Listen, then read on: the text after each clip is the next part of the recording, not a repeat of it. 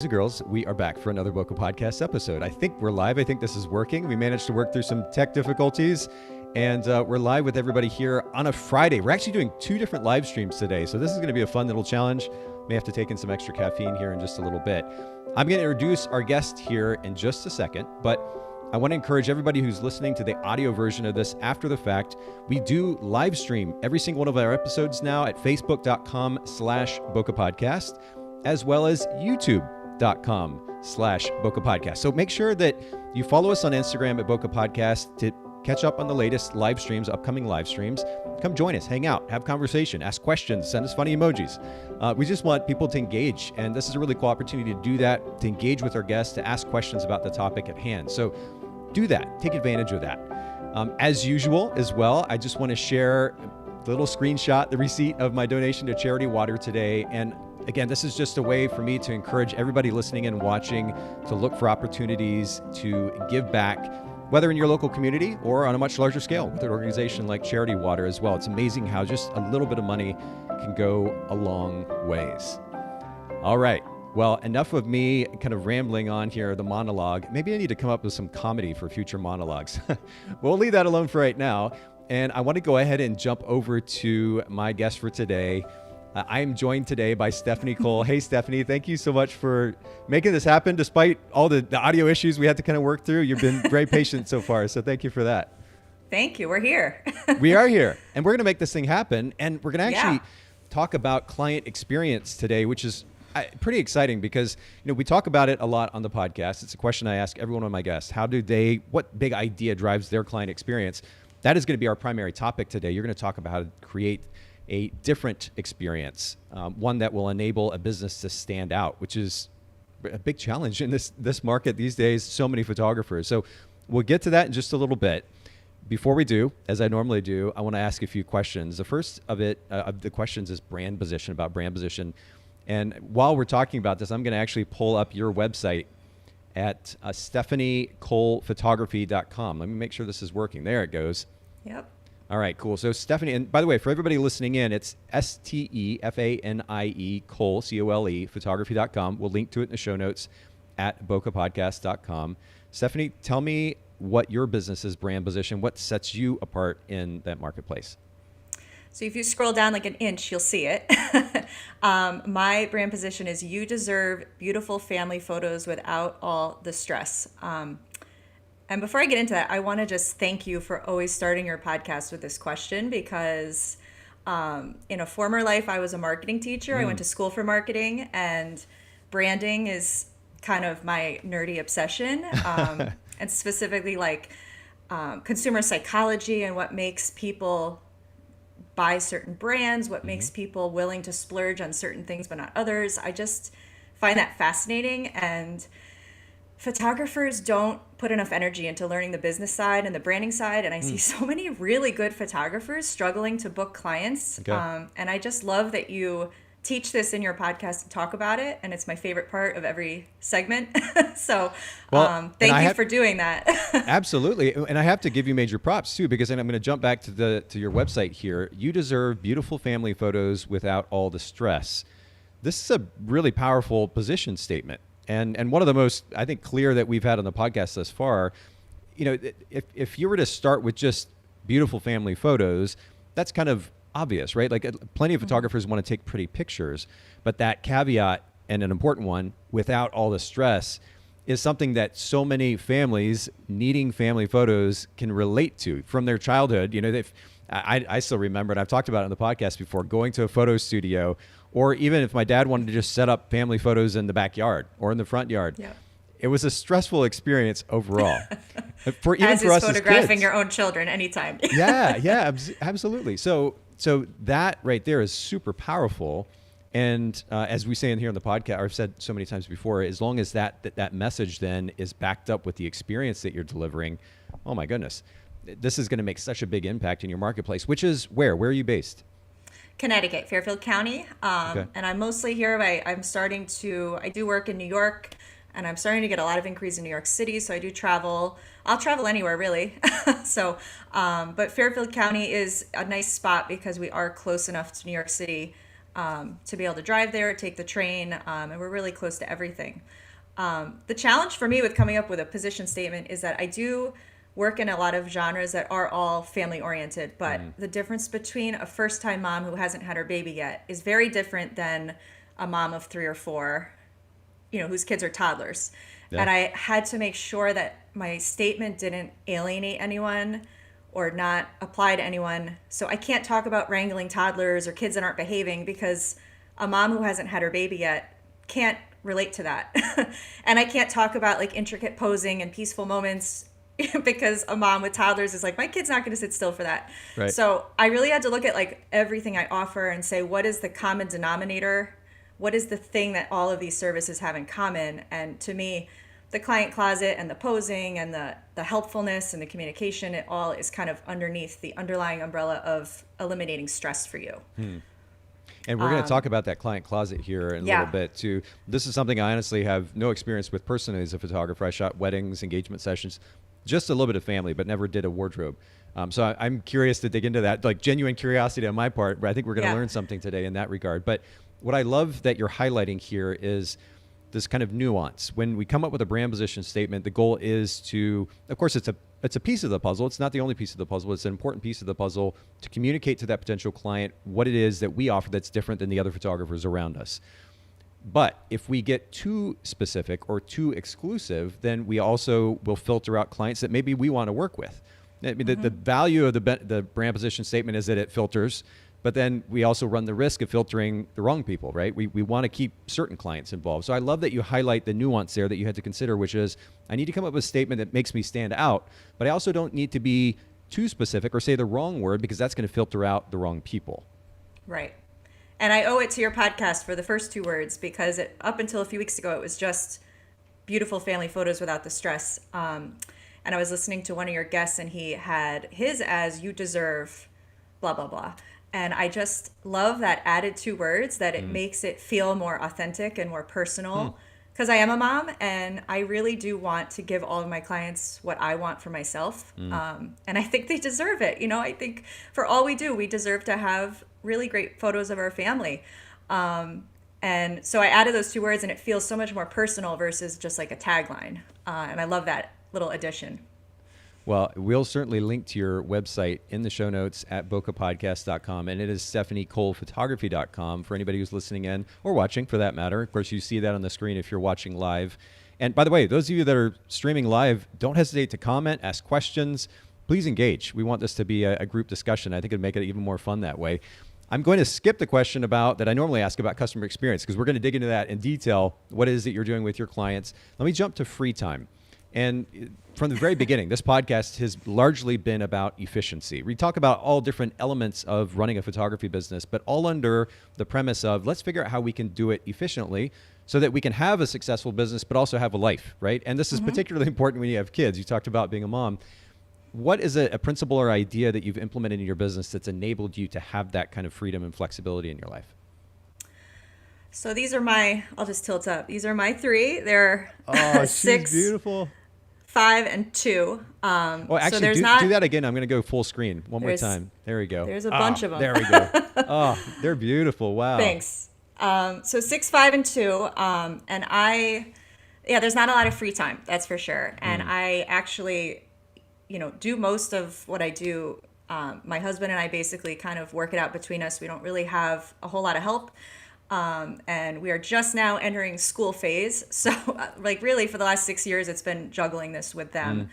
But with that being said, I've never wanted to be someone who's home with them, but who's like on my phone 24/7, or who's always saying, hold on a second.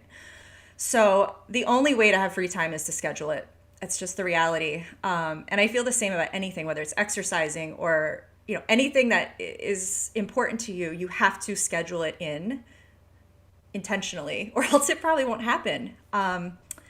So I schedule days off of shooting. I schedule days off of editing. I schedule vacation time. I schedule days off of shooting ahead of vacation time so that when I go on vacation, I don't have an editing list hanging over my head. I schedule a week off for back to school so that I can be really present for my kids during that time. I schedule whatever your periods of life are that are stressful and that you want to be really present. block it off. And I think that's really important because otherwise, when you get an inquiry and you're excited, you're just going to look at your calendar and send over any open dates. Yeah. And as my kids are now going to school this coming year, I'm going to be really intentional about which days I shoot. And when those sell out, they sell out. And I'm not going beyond it. So schedule it. That's the only way free time happens. And even then, it's hard. Oh, it is. But I love that. At least the impression I'm getting is that you're scheduling those days off or blocking time off before you're even getting the sessions. I think a lot of photographers, it goes the other way around. It's like, shoot, I need to get as much business as possible, which of course is understandable.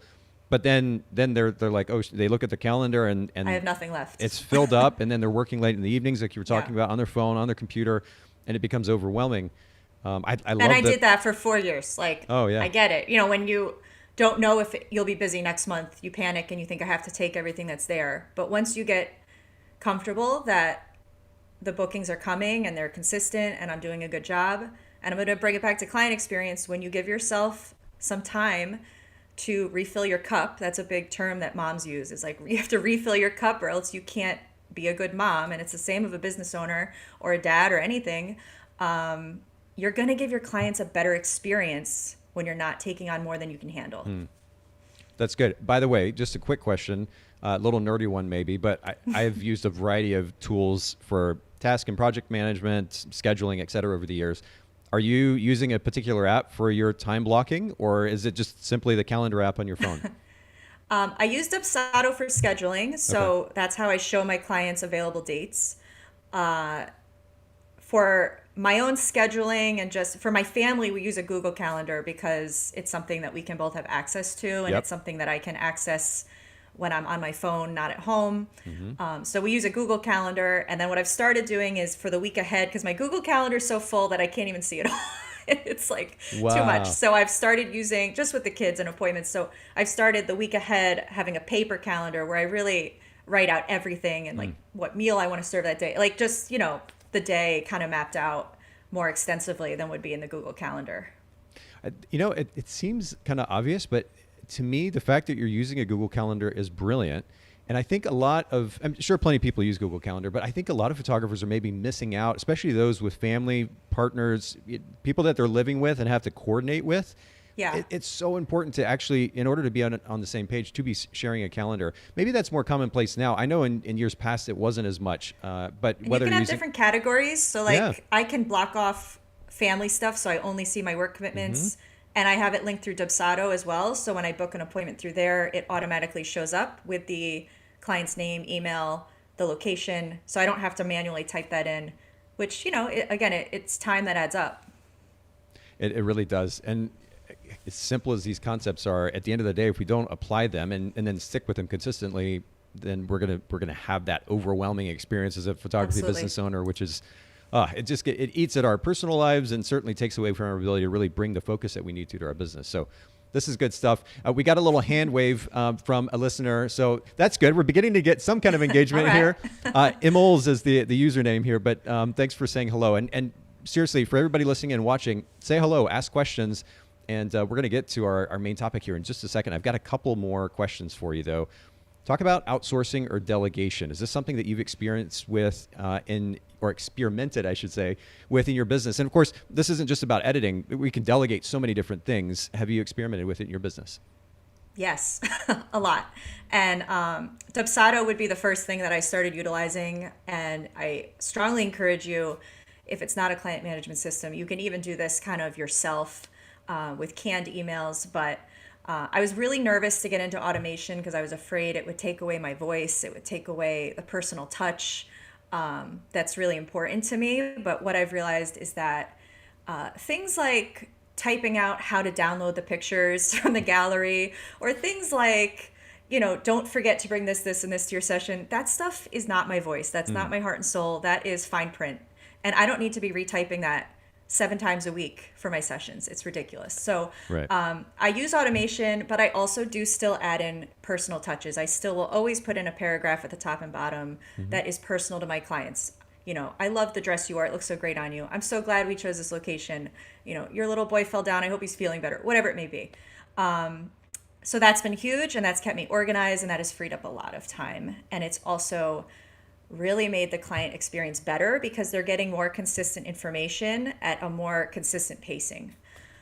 The other things I have automated is my client closet because I reached a point where it was just out of control and I couldn't keep up with it. I was literally just emailing people back and forth, and they're like, can we have this, this, and this, and this size, and this size, and this size? Oh, and we changed our mind.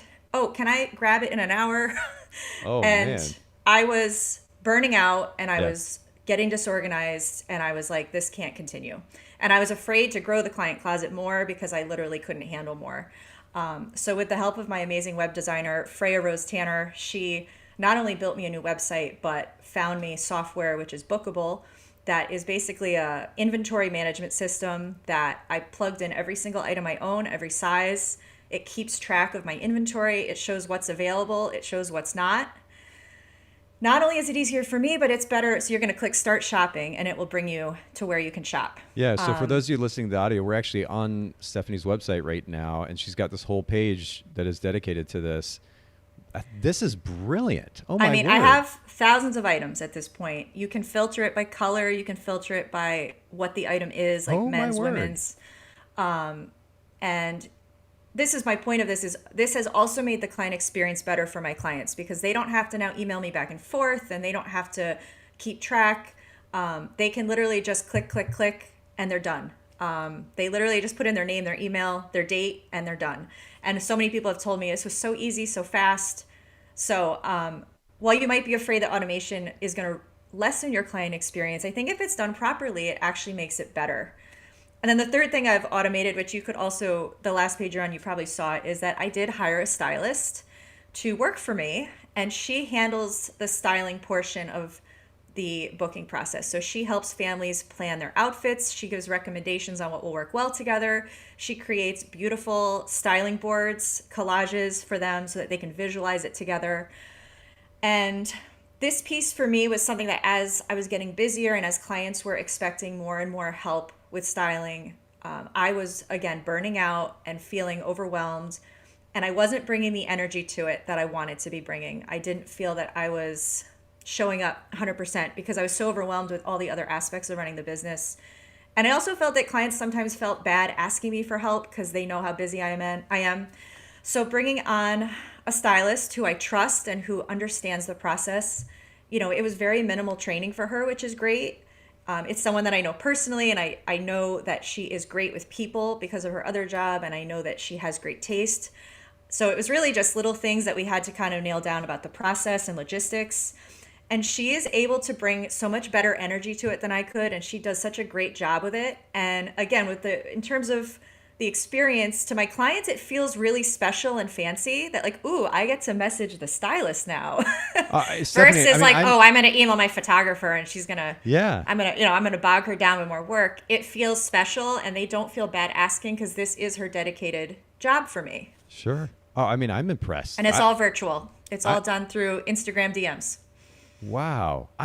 This is truly next level. I've literally never heard or seen of any photographer doing anything like this before, to be able to actually go in and choose your wardrobe ahead of time. And again, for those of you listening to the audio, make sure you just go back to facebook.com/bokehpodcast or youtube.com/bokehpodcast, and you can see the visuals that I'm talking about here. Of course, you can also go to stephaniecolephotography.com.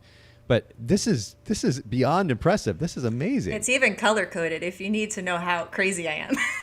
I'm super impressed by this. Oh my goodness. Thank Okay. you. Well, we need to. We'll keep going here because we're going to come Yeah. back to this and dig into it in a little bit more detail. But we had a comment from Sharon who says, "Love the client closet," and yeah, Sharon. oh my word, like super impressed by this whole thing. So, wow, really really cool. Okay. Thank you. So, delegation. I mean, we'll leave that alone for the time being. Let's come back to the client closet in just a little bit. Very briefly, the most impactful book, personal or business related book that you've read in the last few years. What comes to mind? So speaking of scheduling time, I probably haven't read a book, honestly, since before my kids were born, and I'm embarrassed to say that, except for like when I was teaching and I was reading books for lesson planning. This is something I'm trying to really schedule back into my life, as well as podcasts, which is the next best thing to reading, I guess. But I love building a story brand. That book kind of just it's everything that I love about marketing, and that marketing doesn't have to be scammy and selling and sleazy car salesman. Marketing is you're providing a service that people want and just teaching you the right vocabulary to articulate the amazing things you have to offer. And I think that book does a great job of kind of outlining how to do that in a way that will resonate with people and that's digestible and that doesn't feel like a sales pitch. Yeah, and I'm actually, as you're talking here, I'm pulling up the book, and we'll jump over to Amazon. For those of you that are watching online, you can see Building a Story Brand, and this is a book that we talk about quite a bit here on the podcast. It is certainly one of my favorite business books that I've read. Clarify your message so customers will listen. And I'd love your take on this. And before we get into this main topic about client experience today, Stefanie, one of the things that Donald highlights in this book is the significance of making the client the hero, right? Mm-hmm. Photographers, and I've been guilty of it as well, photographers tend to, subconsciously, if nothing else, make their business and what it is they're doing and offering about them, their ego, their preferences, etc.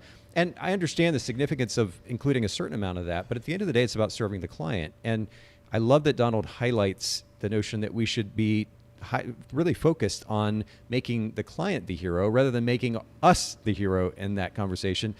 How have you applied that to your business?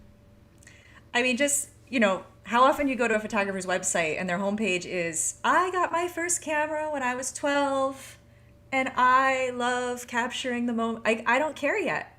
Yeah. I will care once you've convinced me that you're the one for me and that you can serve me, but I don't care yet, not to sound mean. No, it's true. Yeah. I think honest conversations need to be had about that. I think what happened was the industry was very cold and impersonal. When I first started in photography, that's kind of where the industry still was. This is back 2001, and there was a lot of photographers that had been around for a long time and had approached business in a more traditional way. I mean, this is back in the day of yellow pages, right? Yeah. Before web-based commerce was even a thing, really. So as we've seen the industry shift largely due to obviously a large move online and digital photography, the notion of being more personal became more popular. But now we've kind of, the pendulum has swung to such an extreme that you're right. I mean, you land on a photographer's page and it's all about them and the kind of what is cliche and kind of frustratingly so at this point, the typical image that you see of the photographer with their head thrown back, laughing with a coffee cup in their hand. And everybody's trying to emulate this particular look and talking about themselves. And it is the personal element is still extremely important. I mean, it is personal relationships in the end, but we need to first focus on explaining how we're going to add value to their life. That is the most important thing.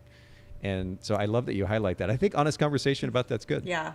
I mean, my whole business is just, again, especially for like the parents with, you have kids, you probably remember what it was like when they were toddlers, and these moms just want a decent picture of their family. Yeah. That's all they want. And they want to like how they look. That's important because if you hate the way you look in the picture, you're not going to be able to appreciate that moment with your kids. They just want a decent picture of their family, and they are so, and I think especially nowadays, moms especially, but all parents are just overwhelmed with life and with the amount being thrown at them. And I just really enjoy taking as much of that off their shoulders as I can. And that's kind of just what I'm always talking about, because I just do believe it, and it's what I like to do. You deserve beautiful photos, and you deserve to not have to do all of the work and detail planning that it takes to make those happen. I'm the professional. I know how to do it. I know all the details that will make a difference. Let me take that off of you and let me help you.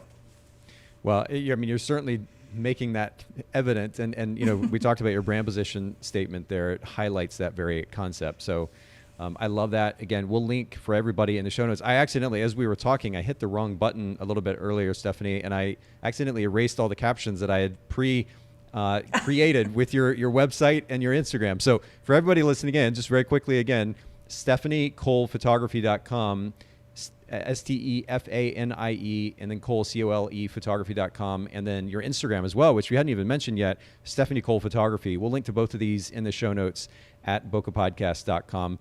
Let's jump to our primary topic at hand. What we're going to talk about today is this idea of differentiation through client experience. And I've said this in the podcast as well, speaking of having honest conversation, I think there's a lot of emphasis in the photography industry about style. and not enough emphasis quite yet about experience. Because the reality is, with this cool little phone that I've got in my hand here, I can take a great image, put a filter on it, and I can have a cool quote unquote style. And it really doesn't make me any different than the person that lives next door to me, much less the photographer down the street, because everybody can do that now. So if we're going to charge a premium for services, we need to create an experience that not only enables, but in some cases even justifies our ability to be able to charge a premium. And so I want to use that idea as kind of a segue. And I'd love for you to kind of lead with a conversation about almost that aha moment, right? That turning point for you in your career, in your business, where you were like, I'm only making X amount a year. Just isn't cutting it. I want to take things to the next level. Talk to us about that, what you were going through at that point and what that transition sounded like. Yeah. Well, first, I just want to say, I get kind of like hives when I'm in a photography group and I see someone post and be like, how much would you pay for these pictures? Photographers need to realize that just like in a restaurant, you're not just going there for the food. What else are you going there for? You're going there for the music, the experience, the service, the way people talk to you, the decor, right? All of these things combine to make a restaurant. You're not just going there for the actual food on your plate. I think you termed this the quote unquote full client experience, right? Yeah. And I just think that, listen, there's a million talented photographers out there who take great pictures. And I think that when you're coming up with your pricing, you need to recognize how many other important parts there are to your business that impact why clients book you. The way you communicate, the way you treat people, the way you actually run your sessions. All of those things are part of the experience. Don't just look at your picture next to someone else and say, well, they charge this amount, so where do I stand next to that? Because quality of work is really one piece. And to be honest, a lot of clients can't even see the difference. The other things are just as important, if not arguably more important to a degree. So for me, the moment came, I call it the moment on the couch in our house. That's the joke. It was probably 3 or 4 years into my business, and I was booking, I was busy, I was, everything felt really copacetic and good. I was working all the time, and I was still teaching a little bit, so I was juggling that. And I was actually trying to decide whether I should resign from teaching or keep going with it. And I sat down next to my husband, very exasperated, and I said, I don't get it. I am charging as much as I can possibly, at the time, I thought it was as much as I could possibly charge, because I was still looking at my pricing as what is an hour of shooting worth, versus looking at the holistic experience. I'm like, I'm charging as much as I can possibly charge for this, and I'm fully booked. And I'm still only getting like 60 to 70,000 in sales, which is impressive considering, but okay, I live in Fairfield County, Connecticut. You take away expenses, you take away taxes. I'm bringing home 20 to 25,000 a year, and I'm working constantly, and I'm on the verge of a mental breakdown all the time. And again, I had teaching to fall back on, which was a blessing for me, because I didn't have to settle for 25,000 a year. I had this other job that I could go to, and I could make more than that for less work and with benefits. So that was always like my baseline of what is an appropriate amount to make in this job for it to be worth it to me. And if I can't make that, I love this, I'll make it a hobby and I'll go back to teaching. And I just had this moment where I said, this isn't working and this isn't worth it. And he nodded like, yeah, it's not. And I did the backwards math of like, okay, if I want to clear, let's say 6 figures, and let's look at my calendar, how many shoots can I do per month where I'm happy and I'm giving a good experience and I'm busy, but I'm not killing myself. And let's schedule out, again, 6 weeks off, vacation, Christmas, birthdays. Okay, how many sessions is that? And divide that into my goal, and how much do I have to charge per session? And the result was a number that was high and scary. I'm going to be honest. I was like, no one will ever pay that. No way. People don't pay, I would never pay over $1,000 for family photos. That's how I felt at the time. Because again, I'm looking at it, someone's going to pay me for an hour of shooting. That's ridiculous. So then I worked backwards, and this is what teachers do. If you're, once you figure it out, you look at your unit, you look at like the year, you look at the thing you want your students to end on, and you work backwards as to how to get there. And I did the same thing with pricing. I said, okay, I don't quite feel like my work is worth that right now. Maybe others will, but I didn't. What are some other things I could do to help add value to what I offer, just beyond taking pictures, just beyond high quality pictures? And that's what I had to do. I had to like really work backwards. And what I did was I made a list of all the things that I do well. And I kind of assumed people knew I did it. And I kind of assumed that all photographers did these things, like guiding clients through posing, like just whatever, the little things that I did. I made a list and I said, okay, how can I really beef these up and make them like significant? How can I name them? How can I make them an actual thing that I talk about and that I offer, so that, again, people won't look at this price and feel like that's ridiculous. They feel like they're getting something more than just photos. I think that in today's world, price shopping is so easy. You don't have to go through the yellow pages and make phone calls anymore. You literally go into Google and you can comparison shop and price shop in seconds. And this is the only way for any business to succeed, is to give an experience. I think if Toys R Us had adapted and given an experience, they'd still be here. I truly think for any industry, you can't just sell a product anymore or a service. Yeah. You have to make it worth their while. I'll just give a quick little example. You might have heard of them, but Stu Leonard's is a very popular grocery store here in Connecticut. And it's basically a maze with all sorts of activities through the grocery store for kids, and dancing animatronics and activities. And, if you Google them, they actually gross more profit per square foot than any other grocery store in the country. Really? And they do charge not outrageous prices, but their prices are higher than Stop and Shop. But why do you think people go there? Because it's an experience for their kids. They have a petting zoo. They have, soft serve ice cream on your way out. It's something you can do with your kids, and you walk away. And this is what I think, what is a customer experience? It's how you make people feel. You walk away feeling like you got more than just groceries, and you walk away feeling like that place over-delivered and gave me more than what I paid for, even though you were paying more than you would have paid somewhere else. Sorry, I rambled. No, tell me the name of the store one more time, because of course I'm going to take notes, but I want to write the name of the store down and look it up Stu later. Leonard's. Stu Leonard's. Stu Leonard's. Okay. Yep. They actually do. I mean, they're definitely like a local gem here in Connecticut, but they do corporate training and management training for business people all over the world. People fly in from all over because they're just so well known for not just the way they treat customers, but even their staff. They're like one of the top places to work in terms of their staff happiness and staff retention and things like that. So it's a really interesting business to kind of study. Yeah, we'll link to at least their corporate site anyway in the show notes too at bokehpodcast.com. Kenny Wong says, good morning from San Jose. Thanks, Kenny, for listening, and thanks for saying hello. And for those of you that are still streaming live, we've got a nice little group here. Please don't hesitate to say hello or ask a question. Would love to have your involvement. So I appreciate that, Kenny. So I guess, Stefanie, just to take it a step further, you realize what you needed to do in order to make more money for the sake of the effort and time that you're putting into it. You realize that you need to up the ante as far as the experience in order to back up the prices that you're now going to charge. What particular elements of your business at that point did you feel like you had to level up with? And to be honest, I do think I was giving a great experience before. I'm naturally like very type A and I want to, my husband will say I have control issues, but whatever, that's up for debate. Yeah. Bad for a marriage, good for a photographer, I guess. But I do, I like to kind of manage the details, and I like to I know the things that need to happen to bring the vision to life.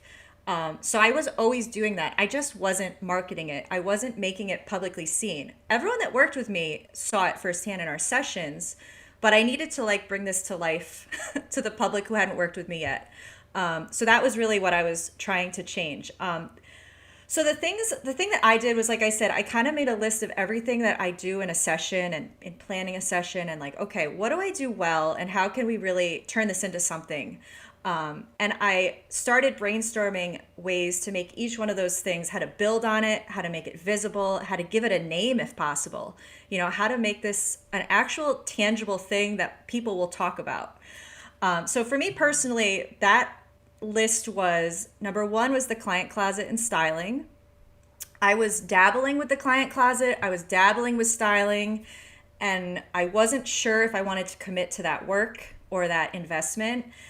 And I said, okay, it's time to just dive in with both feet and we're just going to do this. And if it doesn't work, if it flops, okay, that's not a big deal. We'll sell the dresses, and it is what it is.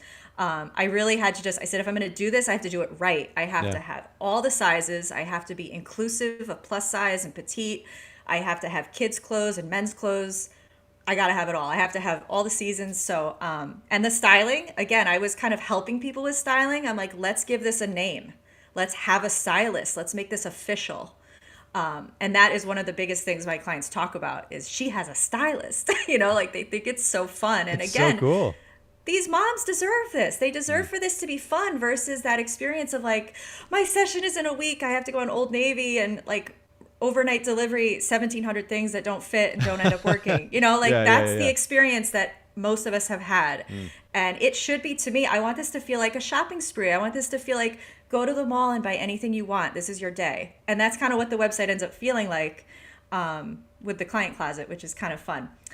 The second thing was I already had a high level of communication and help with planning. But again, like, let me start marketing that. Let me start talking about that.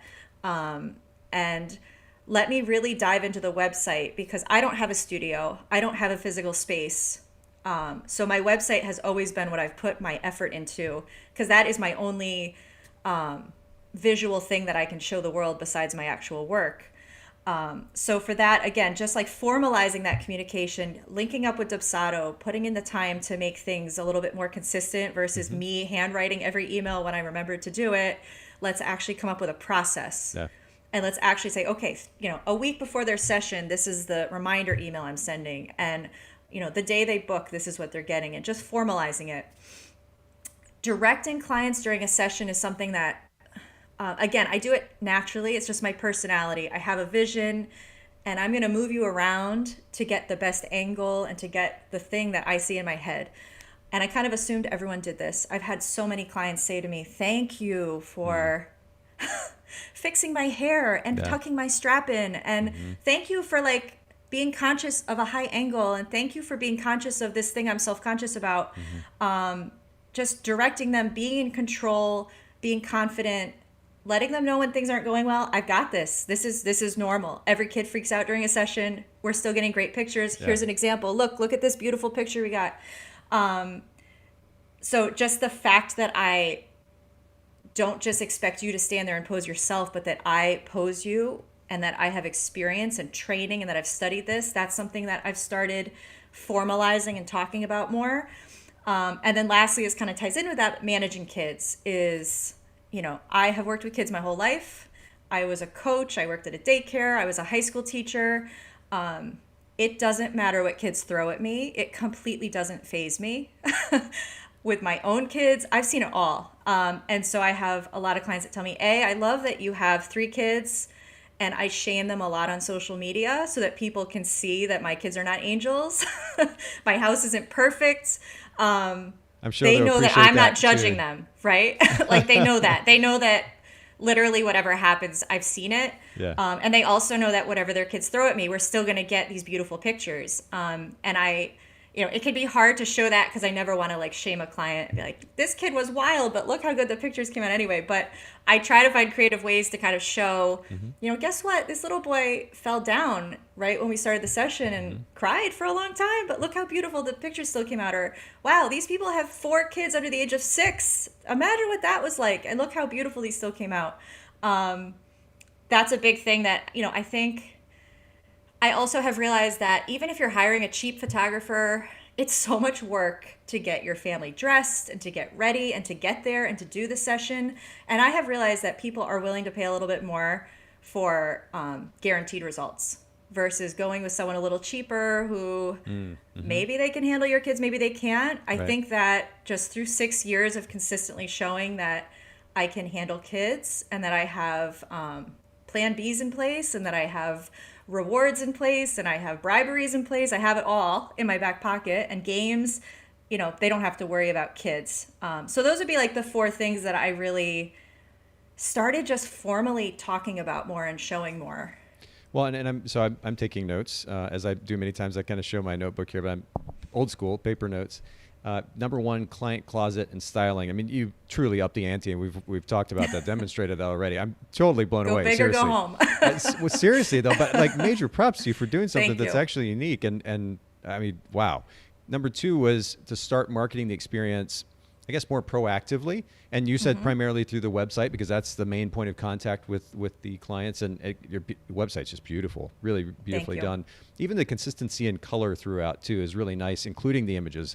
And then the colors used in the site's beautiful.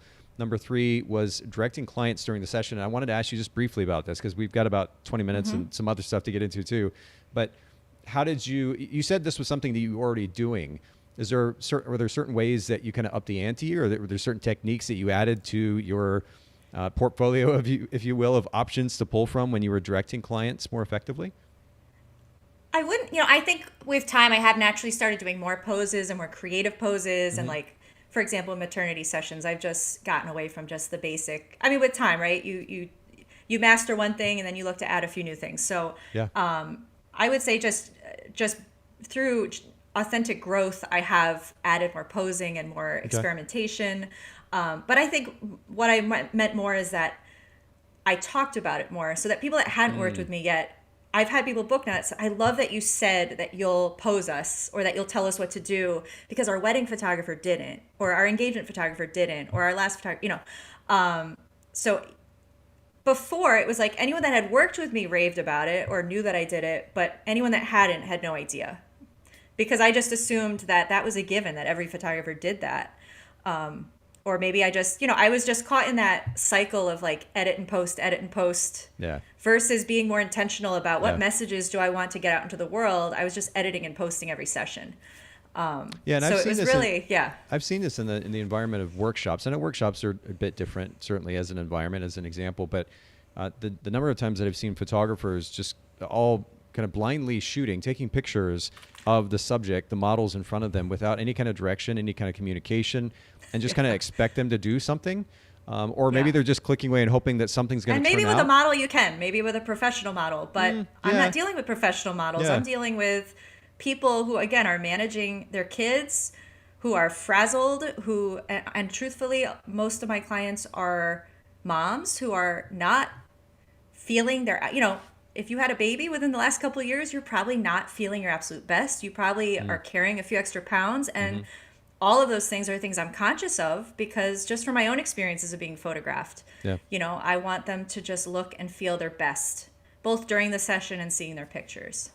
Well, I think, again, it's funny how some of these things that might seem a bit obvious are the things many times that need to be reiterated and highlighted, because it's a lot of times it's the basics done consistently that make the biggest impact. And so being proactive and directing clients during a session, communicating, and the thing that I found was really important was to be very engaging with my compliments, and certainly to say them meaningfully. And it's easy as a photographer just to kind of feed them a line just because that's what a photographer does. It's another thing for the client to actually hear in the tone of our voice, see the look in our face that we actually mean what we're saying. I think that's really important.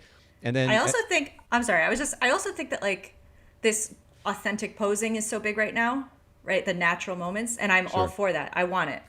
But I think there's a misconception that you can just throw someone out in a field and the natural moments will happen. And I've had photographers do this to me. I literally have had people say, I had someone say to me once, go be, lovey-dovey over there. Like, what? What does that mean? Where do I put my hands? So I tell people, like, you have to feel comfortable and you have to feel taken care of. You can't feel like I'm throwing you to the wolves. And once you feel taken care of, you'll let your guard down and you'll laugh. You'll let your guard down and that really unplanned moment will happen. But you have to feel safe first. And you have to be given direction to feel safe. So I will sometimes make people do things that it's not even the photo I want. It's just the process of getting them comfortable and making them feel guided. And then the thing that I'm going for happens naturally. And then the fourth thing that you mentioned, of course, was this highlighting the experience that you bring when it comes to the kids. And I think everything that you said kind of speaks for itself, but I love that you're intentional in communicating that. It goes back to that brand position again, lowering the stress. And what does that look like? Being proactive and communicating that to the potential client, I'm sure, is a massive draw. So that's huge. I want to keep going though here because we have just about 15 minutes, and I'm going to kind of change the direction of the conversation That's just okay. slightly. When we're talking about upping the ante with the experience in order to then charge a premium as well, we're also naturally talking about targeting or marketing toward a different segment of the market. And so I'm curious if you can just touch briefly on what you feel has been most effective, at least for your business, when it comes to drawing in your so-called target or ideal client. So a lot of times people are afraid to raise their prices until they've found, like, they want to find their ideal client first and then raise their prices. And what I always tell people is, as your prices get higher, you're going to find that your inquiries are just organically better matches for you, because once you are out of the competition of price shopping, once you are not a person that people are hiring because you're the cheapest, people are really only going to be coming to you because they actually really like what you do. So, someone who's just looking for a photographer in my area and, oh, I came up on Google in their town, like, they're going to see my prices and say, no, that's out of my budget probably.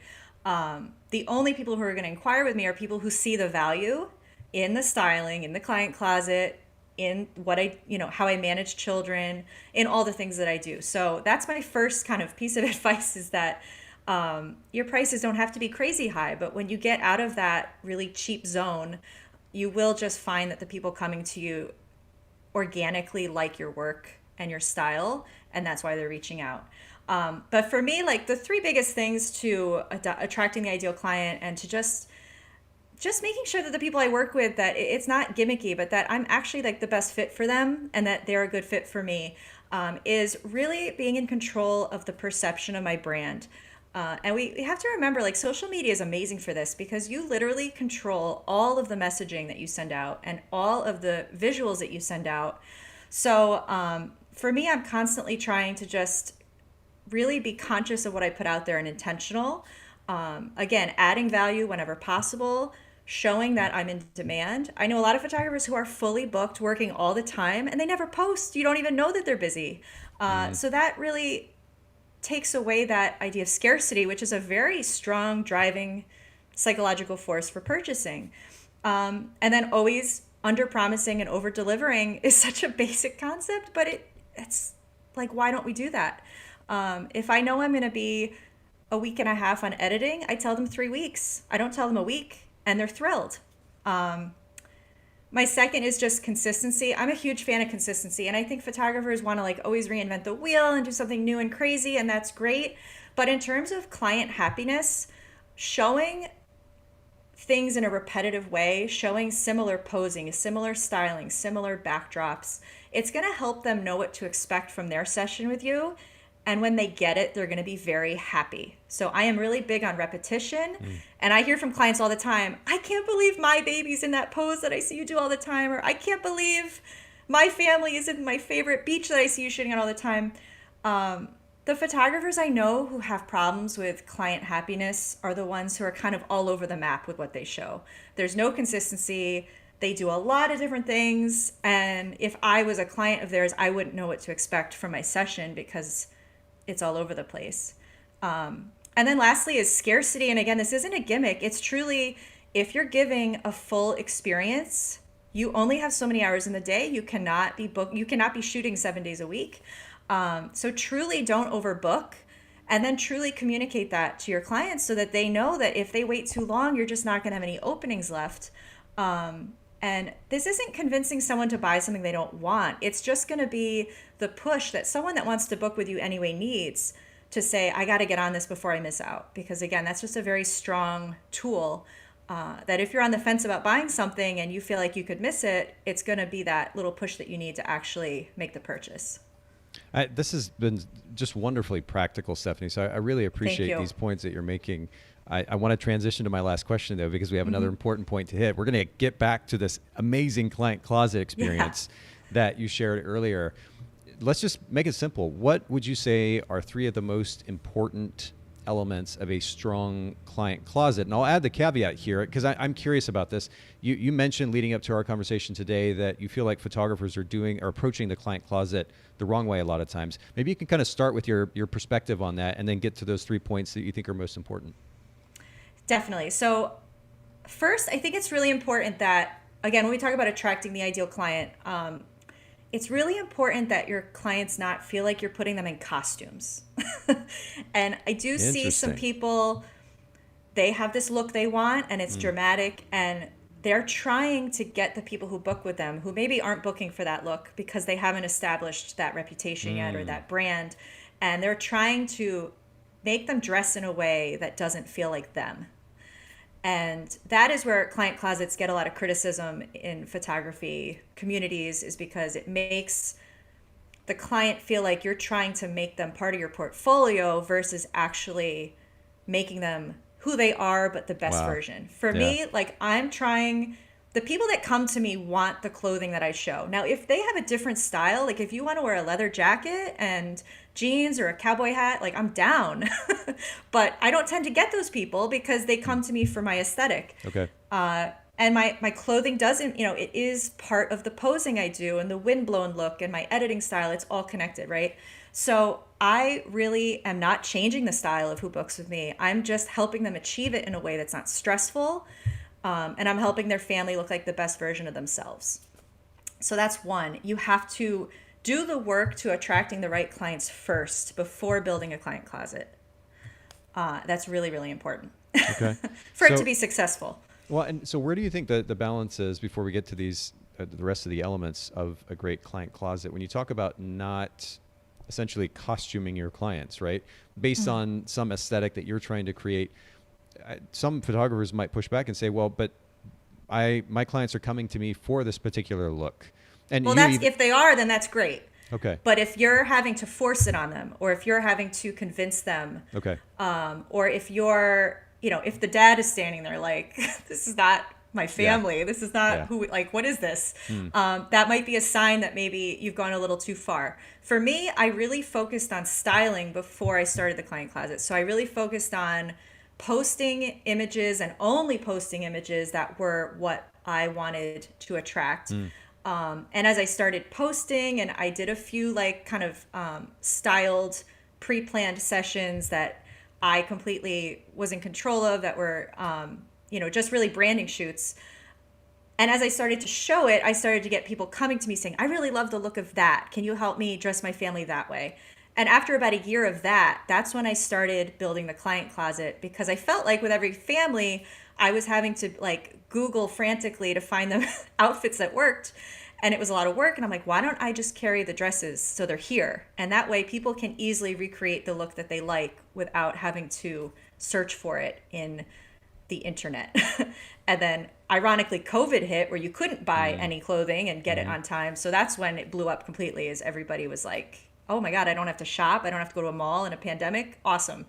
And it stuck. Wow. Okay. But you talk about, I guess, really what it comes down to, because I'm taking notes here, and you're bringing the right clients in order for a Yes. client closet to work. The clients that you bring in have to match with the aesthetic that you're creating within that closet. Yes. But a lot of that just comes down to expectations management, right? The Yes. impression that you create with your brand, literally from the beginning, the moment they land on your site the first time, it's got to be, you talked about consistency earlier, it's got to be consistent from that point all the way through. So there isn't any confusion. You don't put the family members in an awkward position when they're like, oh, this is not really what we do. It's important to stay consistent in the management of their expectations, that this is the aesthetic that you're delivering, and just stick with that. Is that it? Well, it's like I've had mentees say to me, like, all my families are showing up in jeans and matching flannel shirts. This isn't what I want. And I go to their Instagram and I'm like, well, you keep posting families and matching jeans and flannel shirts. And there's nothing wrong with that. Like, No, if you yeah. want that look, fine. But Yeah. people are going to come to you because when they look on your Instagram or your website, if it's what they envision for themselves, they're going to see you as a good match. So if you're posting things that you hate just because you want to look busy and you want to post every family, then you're yeah. not going to attract the right clients. Yeah. I have clients show up in jeans. I have clients show up in more casual looks, and that's totally fine. And it doesn't even mean I won't post it. I just won't highlight it. I won't make it, my big selling post, because what I post does really impact my brand and who books with me. So I'm just conscious and intentional with that. So the first point then, or I guess first step toward creating a really great client closet, is making sure that you're connecting the right clients with your brand, or vice versa. We can look at it both directions, but that's the Yeah. first step. Give us a couple more ideas behind creating a great closet. I mean, these are more maybe practical. I don't know if you're looking for like actual clothing Sure. advice, Anything. but I'll Yeah. start with, just kind of more generic. The second is you just must charge enough. And I see people every day starting client closets because it's trendy and it's the thing to do. And after having done it myself, it is so much work. And even if you're offering styling services but not providing the clothes, if you are helping your clients with styling, that is so much work and time, and that is so much more than just being a photographer that shows up and takes pictures.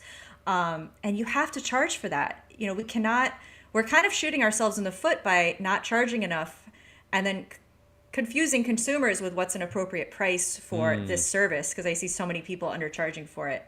Well, I mean, you got to charge enough to buy. You talk about 1,000 or over 1,000 pieces of clothing. You have to charge enough to just for the sake of covering the expense of the clothing. Sure. And the dry cleaning, and I steam them before their session, and Wow. just it's time. All of it is time, even Yeah. more so than the price of the inventory. The time is just a lot of back and forth emails, high stress emails.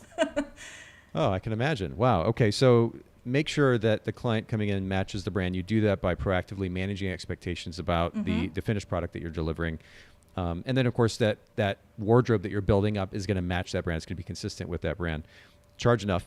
I mean, and it is very practical, but it's important to keep in mind that if you're going to do this and scale this, especially to the extent that you've got to charge a premium. Take us to a last point here as we're finishing up. So my last point, I'll talk about actual clothing for anyone that actually wants to do this themselves. Just a more logistical, practical point that when you're starting out, look for pieces that you can get the most mileage out of. So look for clothing that is a versatile fit, meaning it will fit a wide range of bodies. So things like having elastic everywhere is good. You don't want something that will only fit someone who's a size 6. You want something that will fit a wide range of sizes and will be flattering on a lot of different types of body types, something that could work for a pregnant person or a not pregnant person. If you're starting out, obviously you're not going to go all in with thousands of pieces of clothing. You're probably going to start out with 5 to 10 dresses. Look for things that are just going to be really versatile, neutrals, things that could work in all different seasons that you could add accessories with. Just look for things that are going to get you the most bang for your buck with the most people. And when it comes to actually buying this clothing, can you make some recommendations or suggestions as to where photographers should look? I mean, is it obvious, or do you have like this secret outlet that you go to all the time? It was secret. It's not anymore. It's pretty. Baltic Born is kind of my go-to, and I discovered them when they were a small startup, and they've kind of blown up. I think most photographers that provide clothing know about them. They are a great. They're a great store with a great mission, and their clothing is good quality, and the fabric is very flowy, so it doesn't wrinkle, and it's flattering, and on a postpartum body it's going to skim right over your stomach and just really be easy to wear. Most of them also work for maternity.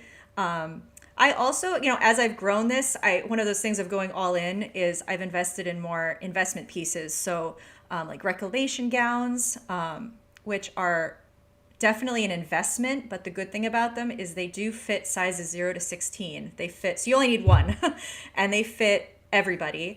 And again, with a higher price point, having some really unique pieces that a person can't just go buy themselves, I think makes me stand out, and it makes it a really special experience. And I've had people that have booked me just for those dresses, because nobody's going to go spend $1,000 on a dress for a photo session. So if they can come with me. What are they called again? One more time. Reclamation Gowns, Reclamation RECL. She's on Etsy, and they're all handmade. They're beautiful quality. Wow. There's other, Flutter Dresses is another good brand, but they're like handmade vintage lace. They're beautiful. They're dramatic, and they're not for everyone. Again, this would be something that some people might feel like it's a costume. It's too much. But for some people that really want to like spoil themselves with a fun experience, people really love it. And it's not something I necessarily recommend starting out with. But again, if you want to differentiate yourself from everybody else that's doing this, that's a great thing to do that has definitely paid for itself for me. And is it wearreclamation.com? Is this the right website here? Yes, and I believe that brings you to her Etsy page where she sells them. Okay. Wearreclamation.com, and then you mentioned Baltic Born earlier, balticborn.com for anybody listening in. Of course, we'll link to these in the show notes. Baltic Born's very affordable. which is great. And And then I've even beautiful stuff. jumped into kids' clothes, and then I've even added men's clothes, which I dragged my feet on because men's clothes felt easy. That I would assume every guy owns a basic shirt, but you'd be surprised that, a lot of men have like workwear Yeah. and then like gym wear, and a lot of people were scrambling to find like a nice Henley shirt or a nice casual shirt for photos. Okay. So I'm like, okay, I'll just go, not a huge deal. I'll go pick up, you know, a bunch of shirts for men, and now I have them, and that's the finishing piece. Okay. So I we would got it all. appreciate that. You see Yeah. me in a black V-neck T-shirt. This is what I wear all the time, pretty much. So it is between that and gym It's clothing. your look. So it is, but it's nice to mix it up every once in a while. I mean, even my girlfriend and I will go out, or we're going on a trip or something, and I might bring an extra shirt along, just something different. It's fun to mix it Yeah. up. And I appreciate her response too, seeing something different. So yeah, I mean, having options for guys to be able to choose from, I think is wonderful. I mean, are there particular brands that you're buying from for the guys' clothing? Honestly, Old Navy has Okay. been they have surprisingly high quality. And truthfully, for photos, it doesn't have to be the highest quality. That's the other thing. It doesn't have to be the highest quality item. It has to photograph well. It has to fit well. That's important. Makes sense. And ironically, from talking to men, they like things that are lightweight. They like things that are fitted, and they like things that I hear a lot of men say, like women, it's our stomach we're self-conscious about. For men, it's their chest. So they want a shirt that will kind Interesting. of keep them in place. Okay, I Because must dads have are like going a through the same thing as women. Like, you've put on a few extra pounds, you're not Sure. feeling your best. yeah. And so I try to be conscious of that as well. Of, like a Henley that's too thin will kind of show the belly, and it might show the chest a little bit more than they want. So items that kind of skim over what you don't like, Yeah. and items that are fitted and sleek are, no matter the gender, kind of what we're going for. Wow. Okay. This is truly, this has been wonderfully practical. Huge Thank value you. add, I think, in bringing a different perspective to this conversation that, again, I've yet to see. So I'm truly impressed, Stephanie. And I'm also impressed by just the level of practicality in this information. For anybody who's listening in, who wants to learn more, you mentioned earlier, like coaching, basically. Is that something that you offer to photographers that are wanting to learn this process a little bit more? I do offer mentoring. Right now, I'm doing virtual only just because that's the best fit with my schedule. Sure. But I do offer virtual mentoring. Basically, it's through a Zoom, and it's personalized to whatever you would want. I don't usually have time for that in the fall just because I'm so busy. But during slower times of year, I can take on quite a few of those, and they're a lot of fun. And again, with my teaching background, it kind of scratches my teaching itch. So it's a lot of fun there. Yeah. Well, we're going to link to your website, of course, Great. StephanieColePhotography.com. I've got it up here on the screen. I managed to type it out as you were talking, so we could add it back in there again. Thank you. And then Stephanie Cole Photography on Instagram as well. We'll link to all these in the show notes at bokehpodcast.com. Patrick said, thanks a lot for bringing so much value. This has been very enlightening. Thanks, Patrick, for listening in too. Really appreciate you commenting. Thanks everybody else too who joined in today. And again, don't be shy to come back, join in fact, we have another live stream coming up at 2 Eastern. We're going to be talking about workflow and how that translates to profit in business, but don't hesitate to jump in and comment and have conversation with us. But Stephanie, this has been really, really wonderful. Thank you so much for making time for all of us today. I really, really appreciate it. Thank you so much.